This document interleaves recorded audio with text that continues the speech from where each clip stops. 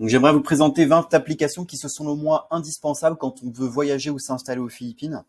Donc, tout ceci est basé sur mon expérience personnelle. J'ai fait 3 séjours de 2 mois aux Philippines en 2018, 2019 et 2020. Et puis là, je suis revenu aux Philippines dans une optique plutôt long terme. Je suis à Cebu depuis maintenant 4 mois et j'ai vraiment l'optique de m'installer sur le long terme. Donc, je commence à vraiment bien connaître ce pays que j'adore et j'aimerais du coup vous partager quelques conseils qui, je pense, peuvent vous faire gagner du temps, vous permettre de mieux apprécier le pays, que ce soit pour un voyage ou une installation plus long terme. Donc, on va parler des choses les plus importantes, à savoir la téléphonie, la gestion des paiements et des retraits, comment on réserve un logement, comment on se déplace en voiture ou en mototaxi dans les grandes villes, comment on peut se faire livrer à manger ou différents colis à la maison, et aussi comment prendre soin de sa santé, puisque c'est essentiel quand on voyage. Premier point important quand vous arrivez aux Philippines, c'est d'avoir une carte SIM pour pouvoir du coup téléphoner, avoir internet partout en ville, vous déplacer plus facilement et ne pas être stressé dans les échanges. Ça permet vraiment d'avoir un confort directement. Il y a plusieurs opérateurs qui fonctionnent bien aux Philippines. Après, quand on va dans les zones reculées, selon les opérateurs, ça fonctionne plus ou moins bien. Globe One est certainement l'opérateur de référence. C'est celui que moi j'utilise personnellement sur tous les séjours que j'ai pu faire aux Philippines. Donc je vous déconseille fortement de prendre la carte SIM directement à l'aéroport. Vous allez payer ça très cher pour ce que c'est. Généralement, ils vous factureraient ça à 1500 voire 2000 pesos, c'est-à-dire 25 à 30 euros par mois. C'est trop cher. Alors que vous avez la possibilité donc d'acheter directement une SIM sur l'application Globe One. Vous pouvez le faire dès l'aéroport ou avant même d'arriver dans le pays. Si vous avez un téléphone qui est adapté donc aux cartes SIM, donc c'est une carte SIM virtuelle, on n'a pas besoin d'insérer une carte SIM dans le téléphone. Si vous n'avez pas un téléphone adapté, vous pouvez très bien aussi acheter une carte SIM en ville dans les différents magasins comme 7-Eleven ou autres dans les centres commerciaux, c'est assez facile. Et vous pourrez avoir une carte SIM pour moins de 2 euros qui sera généralement déjà fournie avec 3 jours de crédit, de recharge internet et de quoi appeler ou envoyer des SMS. Et après, les forfaits téléphoniques sont très bon marché si vous les achetez pas à l'aéroport. On est sur un prix généralement de 99 pesos, soit 1,60 € pour une semaine d'utilisation. Et avec ces une semaine d'utilisation, vous aurez généralement soit 18 gigas d'internet, ou avec SMS mais sans appel, ou 8 gigas d'internet avec appel illimité. Donc c'est vraiment très bon marché. On est à peu près à 6-7 euros le mois pour un réseau très convenable et largement suffisant pour voyager aux Philippines. Deuxième point important aux Philippines, c'est comment faire des retraits, comment retirer de l'argent et comment payer. Si vous avez du liquide quand vous arrivez aux Philippines, vous pouvez très bien changer vos euros contre des pesos philippins. Il y a un seul endroit où je vous conseille de le faire, c'est à l'aéroport de Manille. C'est l'endroit où les taux de change sont les plus élevés, on est le plus proche du taux réel. Si vous changez vos euros à l'aéroport de Manille, le taux de change est vraiment très bon. Il y a seulement 1 à 2% de frais. Donc là, à l'heure actuelle, le taux euro-peso philippin est de 61 euros pour 63 pesos philippins. Vous pouvez les changer à l'aéroport de Manille pour 62 pesos philippins. Donc c'est vraiment très bien. Par contre, si vous essayez de les échanger dans d'autres endroits, donc notamment à l'aéroport de Cebu ou dans des centres commerciaux autres, les taux de change sont beaucoup moins intéressants. On est sur un taux de commission de 5 à 10%, donc c'est pas vraiment intéressant. Donc si vous avez des euros, changez-les à l'aéroport de Manille, c'est le seul endroit vraiment intéressant. Sinon, il faudra faire autrement. Pas forcément nécessaire de venir avec des euros, peut-être juste 100, 200 euros pour sécuriser les choses quand on arrive, ça peut être bien. Pour retirer de l'argent, attention, si vous avez une banque physique traditionnelle avec des bureaux, vous allez sûrement payer beaucoup de frais de change. Généralement, ces banques-là prennent 2 à 3% de commission sur les retraits, plus un frais fixe, plus des fois les frais de la banque locale aux Philippines. Ça commence à faire beaucoup pour retirer de l'argent, donc c'est pas forcément adapté. Donc pour retirer de l'argent aux Philippines, je vous conseille avant votre départ, si ce n'est pas déjà fait, de vous inscrire, de créer un compte dans une banque en ligne comme Boursorama ou Fortuneo. Sur les banques en ligne, vous avez souvent des cartes bancaires gratuites qui vous permettent de retirer de l'argent sans frais à l'étranger. C'est le cas notamment de la carte Ultime Boursorama qui vous permet de faire 3 retraits par mois sans frais aux Philippines. Elle est totalement gratuite. Ou la carte Phosphor et Gold de Fortuneo qui sont aussi gratuites et qui vous permettent de faire des retraits sans frais aux Philippines. Donc absolument aucun frais, peut-être seulement 0,1% de frais sur le taux de change. Vous avez le taux Visa par rapport au taux réel. Et vous pouvez avoir aussi les frais de la banque locale. Donc la plupart des distributeurs aux Philippines ont des frais de 250 pesos philippins, c'est-à-dire 4 euros. Mais il existe un moyen de contourner ces frais, c'est de retirer votre argent dans une banque HSBC. C'est les seules banques qui n'ont pas de frais aux Philippines. Et chez HSBC, vous pouvez retirer jusqu'à 40 000 pesos philippins sans frais, c'est-à-dire à peu près 600 euros. Donc c'est plutôt intéressant. Si vous ne pouvez pas retirer chez HSBC, vu qu'il n'y a pas HSBC en dehors de Cebu et Manille, l'autre option, c'est d'essayer de retirer un gros montant pour réduire les frais. Donc chez BPI, vous pouvez retirer jusqu'à 20 000 PHP, c'est-à-dire un peu plus de 300 euros sans frais. Donc c'est plutôt intéressant, ça fait descendre les 4 euros de frais de retrait. Enfin, ça représente seulement 1% à peu près de commission, c'est 4 euros sur le retrait total. Avec les banques en ligne donc gratuites comme Boursorama ou Fortuneo, vous pourrez aussi payer chez les différents commerçants qui acceptent les paiements par carte bancaire sans aucun frais. Donc c'est vraiment intéressant. Ensuite, si vous voulez envoyer des euros sur un compte en pesos philippins, c'est des fois nécessaire quand on veut réserver un logement en direct ou quand on veut payer quelqu'un tout simplement dans le pays. L'option, c'est d'utiliser Remitly. Donc Remitly, c'est un service qui vous permet de transférer vos euros en pesos philippins moyennant frais. Donc on est sur un taux de 2% de change. Il y a 2% de frais par rapport au taux de change réel, plus 1 euro de commission. Donc c'est quand même plutôt bon marché et ça vous permet donc de transférer vos euros en pesos philippins. Moi, je m'en suis servi par le passé et je m'en sers toujours des fois pour payer mon loyer quand je réserve en direct. On me demande de payer mon loyer en direct et c'est comme ça que je peux transférer mes euros en pesos philippins. Si vous êtes à la campagne, dans un coin un peu paumé, qui n'a pas de banque à disposition, Remitly est aussi utile puisqu'il va vous permettre du coup de retirer de l'argent en espèces à partir de shops qu'on trouve un peu partout dans les rues, comme les pan shops ou l'huilier. Donc les frais sont un peu plus importants, 2% de frais par rapport au taux de change réel, plus 3 euros de frais fixes de retrait. Mais ça dépanne bien quand on est dans un coin paumé, donc c'est un peu une solution de secours s'il n'y a pas de distributeur à proximité.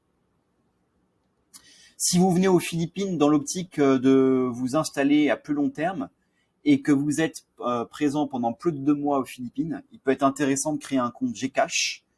Donc le compte Gcash, vous ne pouvez pas le créer avant 2 mois puisqu'on vous demandera une preuve de résidence aux Philippines.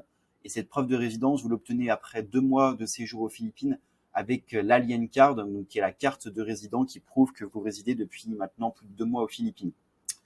Un compte Gcash, c'est utile puisque Gcash est le moyen de paiement le plus utilisé par les Philippins. Vous pouvez payer généralement tous les différents commerçants avec Gcash. Et quand vous allez payer votre loyer ou différentes choses en direct, souvent on va vous demander d'envoyer l'argent sur un compte Gcash. Donc vous pouvez très bien envoyer l'argent sur un compte Gcash sans avoir de compte Gcash si vous avez Remitly. Mais si vous avez un compte Gcash, c'est encore mieux. Et puis il y a plein de choses que vous permet de faire Gcash que vous ne pouvez pas faire autrement. Vous avez des réductions sur plein de commerçants quand vous utilisez Gcash. C'est vraiment utile quand on est là sur le long terme aux Philippines. Et donc pour alimenter votre compte Gcash en pesos philippins, vous pouvez justement utiliser Remitly.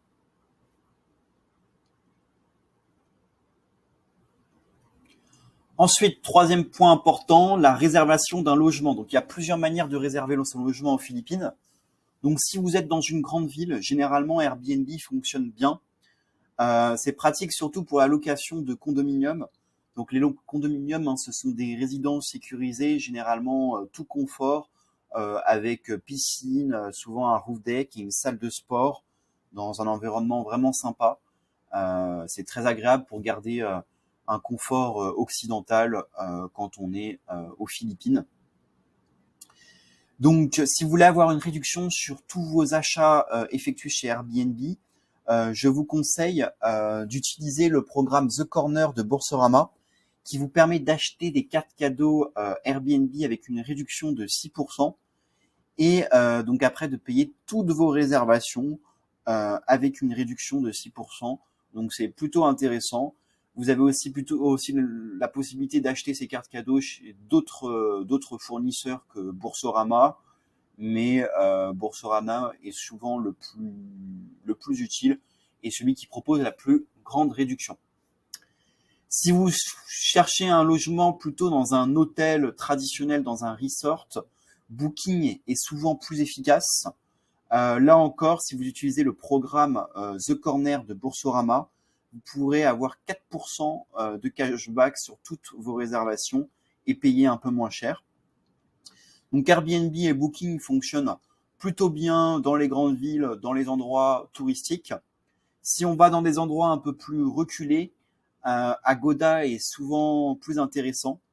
Agoda propose d'ailleurs des belles promotions et des tarifs qui sont souvent moins chers que Booking et Airbnb. Et si vous passez par des sites de cashback comme Joko ou Widilo, vous pouvez avoir 7% de cashback sur le montant hors taxe de votre réservation.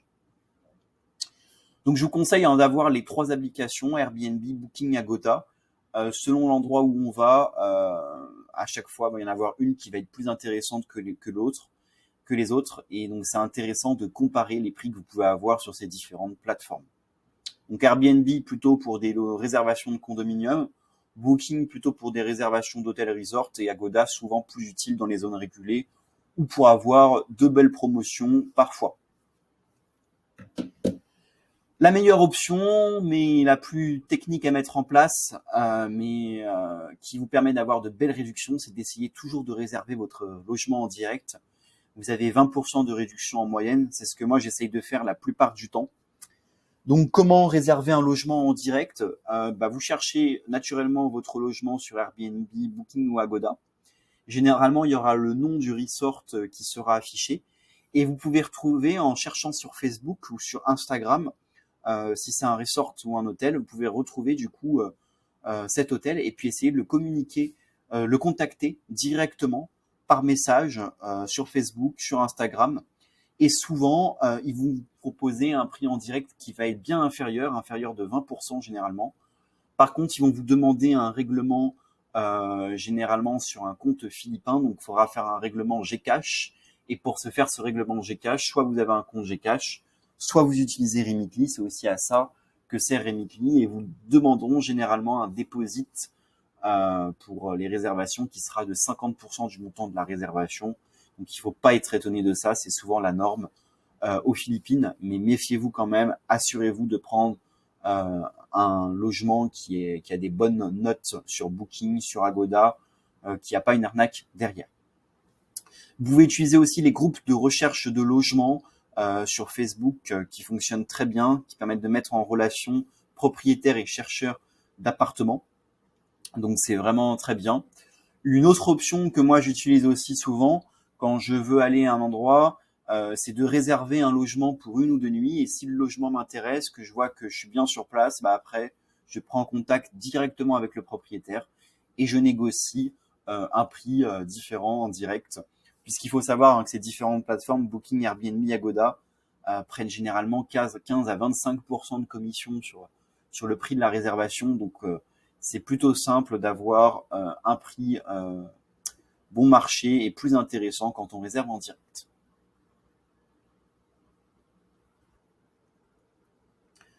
Point suivant qui concerne le déplacement dans les grandes villes comme Cebu, Manille, Iloilo. Donc dans les grandes villes, vous pouvez vous déplacer facilement en voiture et en moto-taxi grâce à différentes applications. Pour le déplacement en voiture, vous avez Grab, qui est l'équivalent de Uber souvent en Asie, avec des tarifs très bon marché. Donc c'est pratique si vous voulez vous déplacer de 2 à 4 personnes, généralement, notamment quand vous arrivez à l'aéroport, plutôt que de prendre un taxi onéreux qui est présent à l'aéroport et qui va vous faire payer 2-3 fois le prix où il va falloir négocier, vous réservez Grab en avance et vous allez avoir un prix vraiment bon marché. Le problème de Grab dans les grandes villes, c'est que dans les grandes villes, il y a beaucoup de trafic et donc on peut passer son temps dans les bouchons et donc perdre du temps. Donc si vous êtes tout seul ou que vous êtes deux et que vous n'avez pas peur d'utiliser un scooter, une moto, le mieux c'est de se déplacer en moto-taxi. C'est d'ailleurs aussi beaucoup moins cher, 3 à 4 fois moins cher. Donc à Cebu et à Manille, vous avez différents opérateurs. Donc celui qui est l'opérateur historique qu'on retrouve à Cebu et Manille, c'est Ankas. Avec Ankas, du coup, vous pouvez réserver une moto-taxi. Donc c'est l'acteur historique, c'est celui qui est arrivé en premier, c'est le plus professionnel sur la sécurité, mais aussi un des plus chers. Ça reste pas très cher. On est sur un tarif d'à peu près 6 € de l'heure. Et pour la plupart des courses, des déplacements que vous pouvez avoir à faire, vous paierez entre 1 et 4 €. C'est vraiment pas très cher. Et ça permet de se déplacer vraiment plus vite que la voiture puisque vous évitez le trafic avec la moto-taxi qui se faufile entre les voitures dans la ville. Autre opérateur que vous pouvez utiliser, c'est Moovit. Moovit est généralement 30% moins cher avec l'option longue distance que Ankas. C'est intéressant, surtout si vous êtes là sur le long terme à Cebu ou à Manille pour faire des économies. Mais ils sont un petit peu moins à cheval sur la sécurité. Les chauffeurs sont un peu plus fous, vont un peu plus vite. Donc c'est à vous de voir si ça vous dérange pas ou si vous préférez utiliser Ankas. On a aussi Maxime qui est un peu l'équivalent de Moovit, avec la même tarification globalement, qui fonctionne des fois mieux dans les zones reculées. Vous avez aussi Joyride. Moi, je le connais pas personnellement, je l'utilise pas, mais je l'ai installé sur mon téléphone juste pour dépanner si jamais les 3 premiers ne fonctionnent pas. C'est un peu plus cher encore qu'Ankas, mais ça peut dépanner si besoin. Donc c'est bien d'avoir plusieurs applications, puisque si vous circulez de nuit où il y a une horaire où il y a un petit peu de trafic, ça peut des fois prendre un petit peu de temps avant d'avoir un chauffeur. Donc pour assurer le coup et être sûr de trouver quelqu'un, c'est bien d'avoir plusieurs applications. Si vous êtes dans un coin un peu plus paumé ou qu'il est tard dans la nuit, des fois vous trouverez personne. Et si vous trouvez personne, il existera une 5e solution qui est la réservation d'un abalabal. Donc un abalabal, c'est un chauffeur de moto-taxi que vous pouvez trouver un peu partout dans la rue. Le problème de ces chauffeurs de moto-taxi, c'est qu'ils ne sont pas réglementés. Donc la facturation, elle est souvent à la tête du client et en fonction de sa capacité de négociation. Donc l'avantage, c'est que vous connaissez les prix si vous utilisez ces différents opérateurs. Donc vous pourrez négocier plus facilement parce que vous pouvez expliquer quels sont les prix que vous pouvez payer habituellement. Mais même en négociant bien, il faut s'attendre à payer quand même plus cher qu'avec ces opérateurs classiques. Vous allez payer généralement 20 à 30% plus cher si vous négociez bien. Mais si vous négociez pas du tout, ils vont des fois vous proposer des prix qui seront 2 à 3 fois plus chers que ce que vous avez chez les autres opérateurs. Après, si vous voyagez à travers les Philippines dans des endroits autres que les grandes villes, il faudra utiliser des abalabals, vous n'aurez pas le choix. Alors, dans les grandes villes comme Cebu et Manille, vous pouvez vous faire livrer à manger et différents produits assez facilement. Donc, pour se faire livrer à un restaurant, mais aussi les courses d'un supermarché, vous pouvez utiliser Grab ou Foodpanda. Donc, ils ont globalement les mêmes fonctionnalités. Foodpanda a souvent des promotions intéressantes. Et puis, il y a des restaurants qu'on trouve chez Foodpanda qu'on ne trouve pas chez Grab. Donc, c'est plutôt bien d'avoir les deux applications au cas où. Et puis, pour comparer aussi les prix. Pour vous faire livrer différents produits, donc des vêtements, des produits high-tech et toute autre sorte de choses. Vous avez Lazada et Shopee qui sont les équivalents philippins d'Amazon. Donc les produits sont très bon marché. Choisissez des vendeurs qui sont bien évalués, qui ont beaucoup de reviews. pour ne pas être surpris. Les livraisons prennent plus de temps qu'avec Amazon en Europe, faut pas être étonné. Les livraisons prennent de 24 heures quand c'est vraiment rapide à 3 semaines selon les produits, mais généralement, il n'est pas étonnant qu'un produit mette une semaine à être livré, donc il faut être patient. Avec Lazada et Shopee, mais on trouve vraiment tout à des prix bon marché, donc c'est plutôt bien. Vous avez aussi Lalamove, qui est un coursier à scooter qui permet de délivrer toutes sortes de colis. Moi, je m'en suis personnellement servi lorsque j'avais oublié mon chargeur de téléphone dans un des logements que j'avais à Cebu. Le propriétaire du logement m'a tout simplement envoyé par coursier le chargeur à mon nouveau logement. J'ai dû payer 2-3 euros pour avoir mon chargeur en moins de 30 minutes. C'est vraiment génial. Et vous pouvez vraiment faire livrer toutes sortes de colis avec Lalamove. Donc c'est vraiment pratique. Enfin, dernier point important et pas des moindres, la santé. Quand on voyage dans un pays et aux Philippines, il ne faut pas négliger sa santé. Si vous ne vous protégez pas, ne vous assurez pas, vous pouvez avoir de grandes surprises puisque le moindre petit souci de santé peut vite coûter très cher si on a besoin de se faire hospitaliser, même si les Philippines sont globalement un pays pas très cher au niveau de la santé par rapport à ce qu'on peut trouver en Occident.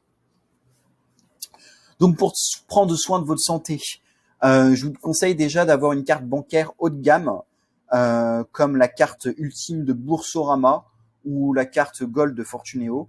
Donc toute carte Gold, toute carte haut de gamme peut fonctionner.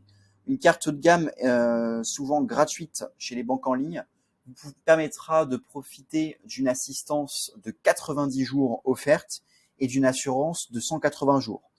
Donc ça veut dire que pendant 90 jours, vous êtes couvert sur la santé aux Philippines pour tous les problèmes que vous pouvez avoir. La protection est plutôt bonne. Donc c'est plutôt bien d'avoir cette assurance qui est gratuite. Et vous êtes couvert pendant 180 jours pour tout ce qui est vol, responsabilité civile ou aussi perte de bagages, des choses comme ça. Si vous séjournez plus de 3 mois aux Philippines, là il faudra passer à la caisse, c'est payé. Je vous conseille de prendre une assurance santé internationale. Celle qui est le plus utilisée par les voyageurs et que j'utilise aussi personnellement, c'est l'assurance Chapka.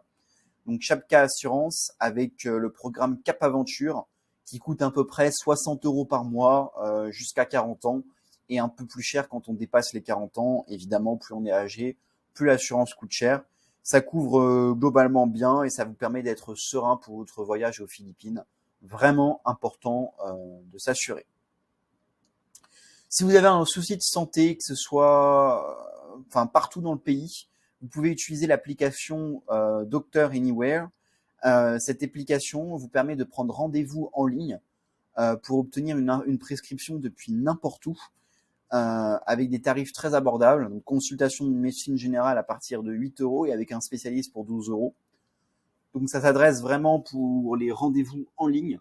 Donc c'est bien si vous avez un problème qui n'est pas trop grave, qui peut être traité assez facilement en ligne pour obtenir une prescription. Mais si vous avez besoin d'un accompagnement plus personnalisé et d'une aide sur un problème plus important, là il faudra vous pouvez utiliser l'application NoServing qui vous permet d'avoir un rendez-vous physique avec un docteur. Ça fonctionne principalement dans les grandes villes. Donc avec une consultation avec un consultation de médecine générale avec un médecin à partir de 4 euros et avec un spécialiste pour 10 à 15 euros. Sur cette application, vous avez aussi la possibilité de vous faire livrer votre prescription médicale et de faire des analyses de laboratoire à domicile avec une infirmière qui vient chez vous. Donc, toutes ces applications peuvent vraiment être utiles. Donc toutes ces applications que je vous ai présentées là, vont vous permettre de rendre vos voyages plus simples et plus agréables. Cette liste n'est pas exhaustive, mais je pense avoir fait le tour des applications les plus importantes. Selon moi, le plus important, c'est vraiment d'avoir une carte bancaire haut de gamme d'une banque en ligne comme Boursorama et Fortuneo. Ça vous permettra de ne pas avoir de frais donc sur vos paiements et retraits et d'être aussi serein au niveau de la santé et puis de payer facilement un peu partout vos logements, les déplacements en mototaxi, la livraison de restaurants, de repas et vos problèmes de santé que vous pouvez avoir en étant en voyage aux Philippines, mais si je ne vous le souhaite pas. N'hésitez pas à me dire en commentaire s'il y a d'autres d'applications que vous utilisez dont je n'ai pas parlé et qui vous semblent intéressantes